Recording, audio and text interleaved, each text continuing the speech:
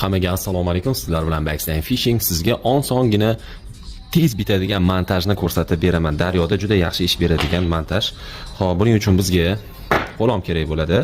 Bitta быстросъемный karabin kerak bo'ladi. Bitta dona vertlyujok kerak bo'ladi va hop, hozir stopper kerak bo'ladi. Oxirida esa bitta krючок kerak bo'ladi. Bitta donali поводокli yasaymiz. Chu, boshladikmi? Ana ketdi. Leskamizani olamiz. Leskamizani uzunligini qaranglar. 40 sm qisqalik yetadi. Birinchi bo'lib mana vertlyujokka olamiz leskaga. Tak, buni olib tugun qilamiz. Tugunimizni 5 marta aylantirsanglar, keyin esa mana shu tugunni teshigidan o'tkazasizlar. Teshigidan o'tkazib tortasizlar yaxshilab. Tortish uchun mana bu narsa yaxshi ish beradi. Ortiqchasini olib tashlaysizlar. Xo'p, endi leskamizga stopper kiygizamiz. Stopper nimaga kiygiziladi? Stopper hozir sizlarga tushuntirib beraman. Amortizatsiya rolini bajarishga yordam beradi.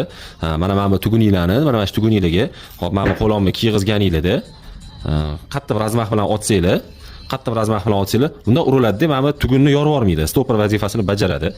Hop. Bu yo'g'i esa ikkinchisini taqib qo'ysanglar ham bo'ladi. Buni endi ko'rasizlar, xohlasanglar regurovka qilasizlar. Mana bu o'ynab turadigan bo'ladi, anaqa skazyashi bo'ladi.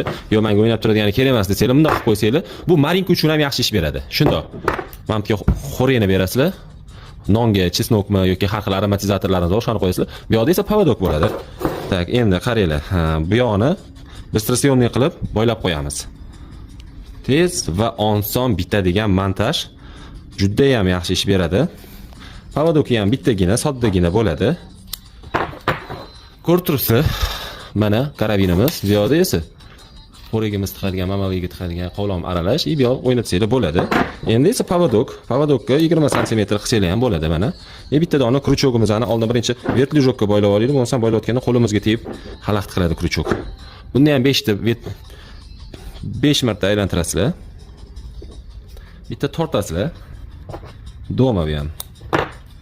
Bu yo'g'i esa mana krючогimiz. Krючокni har xil razmerda ilaverasizlar, xudo xolasa. Juda oson va tez bitadigan montajimiz.